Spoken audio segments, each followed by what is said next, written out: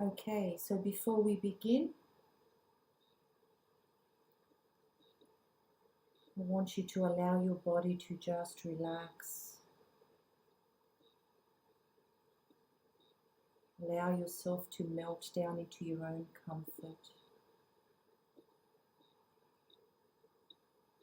And you know how to relax. You relax your own way.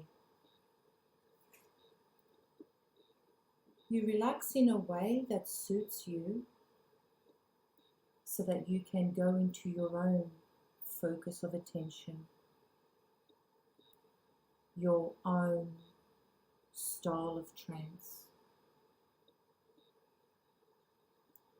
And you'll find that before you know it, a part of you will be appreciating new pathways to change. Now, as a parent, you can be a parent to a son, a daughter.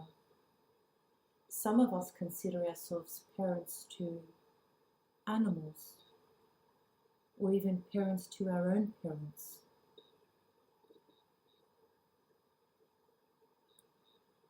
And some of us are parents to the child within us.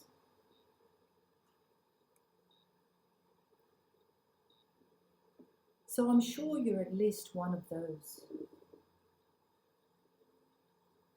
Guide yourself into the best way that you know. To be the type of parent right now that can soothe through emotional comfort or through the stroke of your own hand, whether it be your human touch or just the way you can acknowledge by listening well and having eye contact with your eyes nice and closed. Imagine yourself being the best version of a parent to whatever and whoever you may need to be.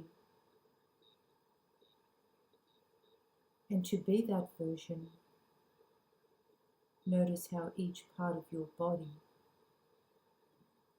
can imagine this experience much better once it's given permission to relax, to let go, to let be, to loosen away any tensions, to become one, to relax down deeper as one. As you count down from 10, relaxing down to 9, feeling yourself soften down to 8, which eventually becomes 7. And this deepness of relaxation ventures down to 6, guided by my voice 5, being soothed by my words 4, allowing your breath 3, allowing your thoughts 2, allowing yourself 1, to relax deeper, to relax more calmly, to be as you choose, as organically as you can create yourself for this moment. For when we allow ourselves the luxury of being our unique, natural, organic selves, then outfly the emotional disturbances that have been clogging our wellness.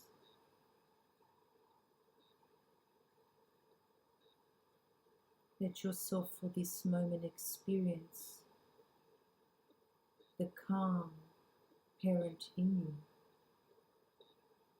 the calm person in you. And whether you have one child or 2 children, whether you have a boy or a girl, or whether you're a parent to a number of unique individuals of difference that you can embrace with love and harmony, accepting individuals to change into what they become as they choose. This may be the right time to realize that we're not always in charge.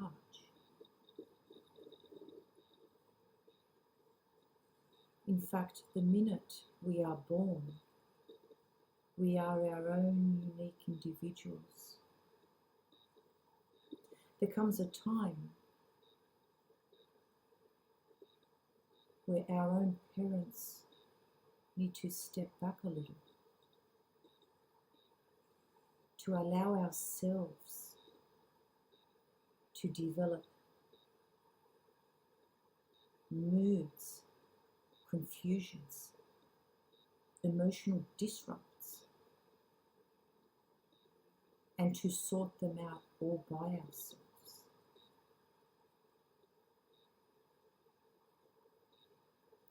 And as our children grow and they become tweens and then teens, this drastic journey can feel like a steam train going through suburbs, through towns, through mountains, through storms, wild weather, through breakdowns. But regardless, the days keep changing, and each day is a brand new day. And the moment we learn that we are not any longer in charge of how our children wake up, with what mood and what thoughts, what ideas they have, all belong to them,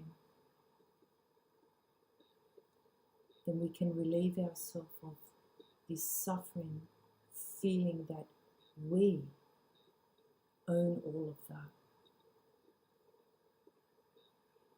Well, I have news for you. Everything that happens on the outside of you, you do not have control over. With the exception of our very young children, where we are in charge and still have an influence of emotionally regulating them, which soon comes to an end anyway. So they begin school, they start engaging with their critical thinking, they develop their biases and their judgments. The best we can do is influence. Allow yourself to feel calm as I slowly suggest you remove the burden of what you thought you controlled.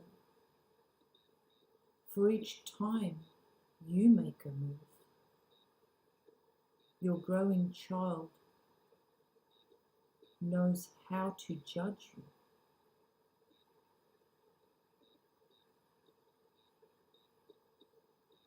How to have an opinion about you, and to almost feel that they can tell you what to do and what not to do. And that's them discovering their boundaries. For if it's not you that puts them in place, somebody else will, a teacher, a coach, a friend, a relative. The best you can do is focus just on having a wonderful, honest, loyal, caring, nurturing relationship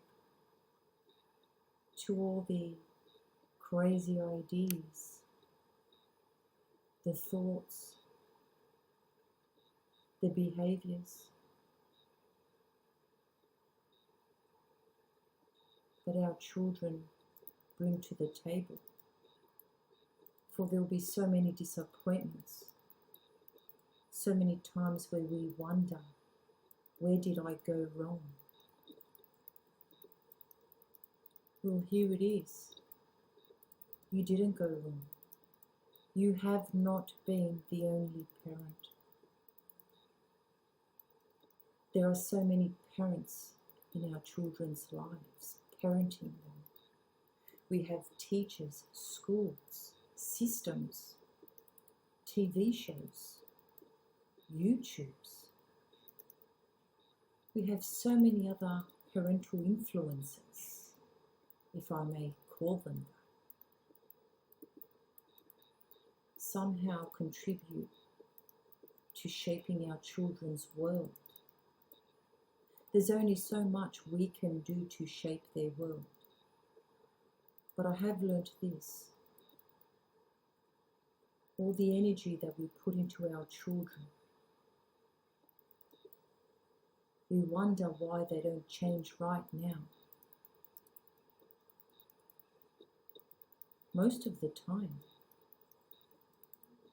you're creating the future version of them, the young adult. They may challenge you because they know how to. And then they become you. I've often given the example of when children invite us to parties. More so it's the teenagers that also know how to throw angry parties, tantrums. And they invite parents. Parents often attend with enthusiasm, and there's the biggest party of the biggest fight you can imagine.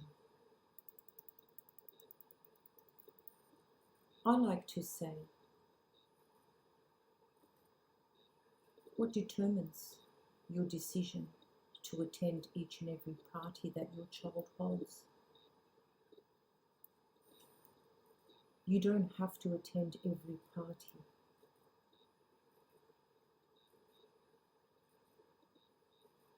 They will learn by your refusal to participate or to engage or to attend, because you won't dance at that party. And that in itself is a lesson. Children learn not just by what we say,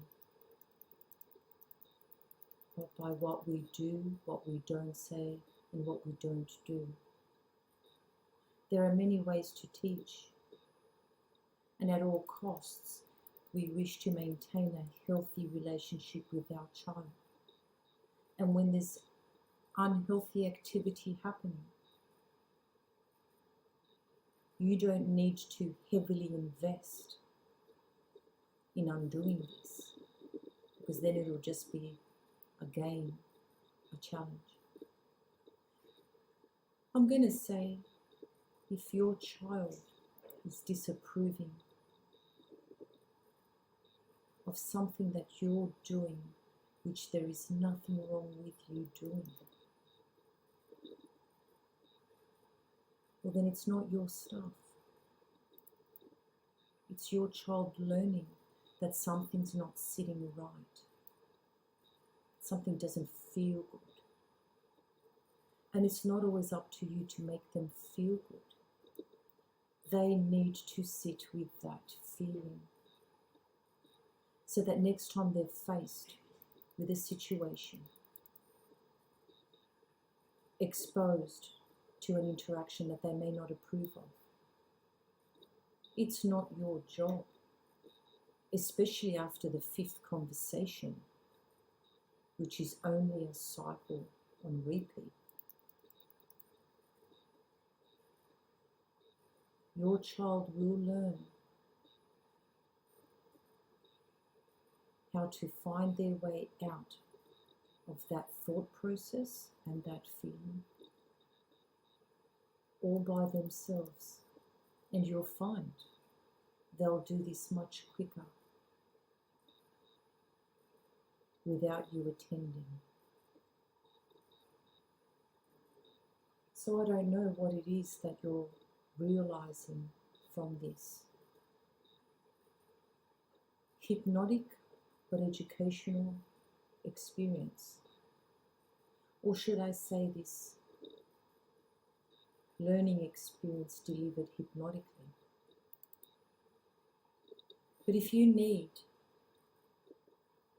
to take away the focus of a particular issue that's happening at home, then that's just a decision you need to make as fast as right now. Kids are allowed to feel disappointed, angry, and so on. What you do with all of that is what matters. And there's a part of you now that may not know exactly how to put this into practice. There's a part of your mind, conscious and unconscious, that's been paying attention to this, enjoying its delivery. But it's nothing you need to learn right at this moment. It's being open to opportunity from this point forward.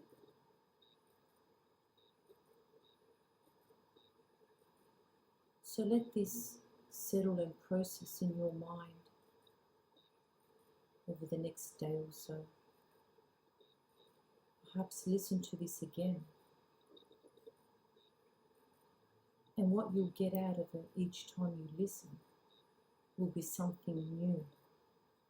Because each time you do listen, you would have already learned something different from the last time. And it's not because I'm teaching you something. It's because you're learning something. You're teaching yourself something.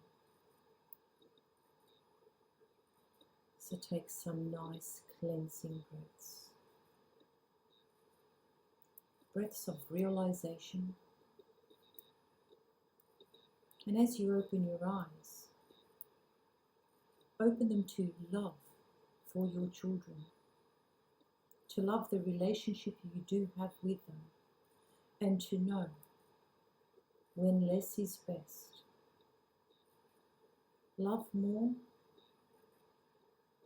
but dwell on the negatives less. Connect more, fight less. Acceptance is a great teacher. Nice cleansing breaths, feeling nice and relaxed. Eyes open, feeling refreshed.